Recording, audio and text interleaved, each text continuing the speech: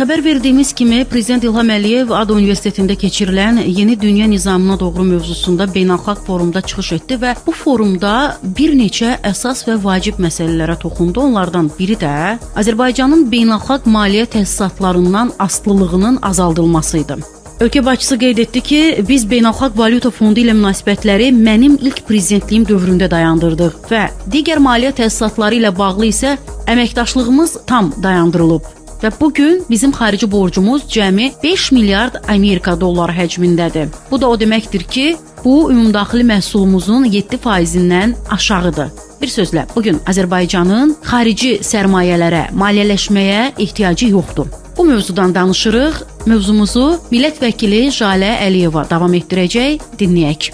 Bildiyimiz kimi, bugün Azərbaycan Respublikasının Prezidenti cənab İlham Əliyev ADA Universitetində keçirilən Yeni Dünya Nizamına Doğru mövzulu beynəlxalq forumda çıxış etdi və bu çıxışında Prezidentin toxunduğu məsələlər hər zaman olduğu kimi yenə də dünya gündəmini əhatə edən və bugün dünya ictimaiyyəti üçün əhəmiyyətli olan məsələlər idi və bu məsələlərin hər birinin arxasında sadəcə siyasi, diplomatik deyil, həm də eyni zamanda iqtisadi göstəricilər, bölgənin iqtisadi yüksəlişi, inkişafı, sabitliyi dayanırdı. Və cənab Prezidentin öz çıxışında toxunduğu məsələlərdən biri Azərbaycanın beynəlxalq maliyyə təsisatlarından asılılığının tamamilə azaldığı, sıfıra endirildiyi tezisi idi.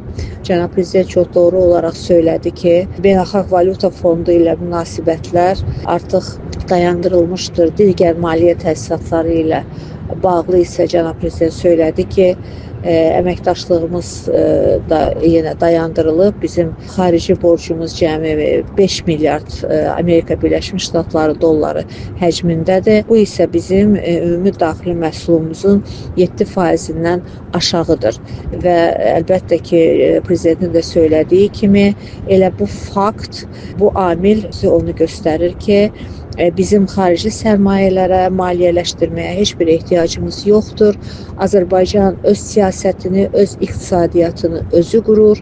Heç bir xarici qüvvədən, heç bir xarici müdaxilədən asılı olmayaraq, bağlı olmayaraq Azərbaycan bugün müstəqil, iqtisadi, siyasi bir siyasət, fəaliyyət həyata keçirir və bu fəaliyyət, bu uğurlu fəaliyyət, bu müsbət fəaliyyət, bu konstruktiv fəaliyyət sadəcə Azərbaycanın deyil, eyni zamanda bölgənin və dünyanın iqtisadi və siyasi baxımdan stabilliyi, yüksəlişi üçün hesablanmış bir siyasətdir və bu siyasət, bir daha qeyd etmək istəyirəm ki, sadəcə Azərbaycanın deyil, eyni zamanda bölgənin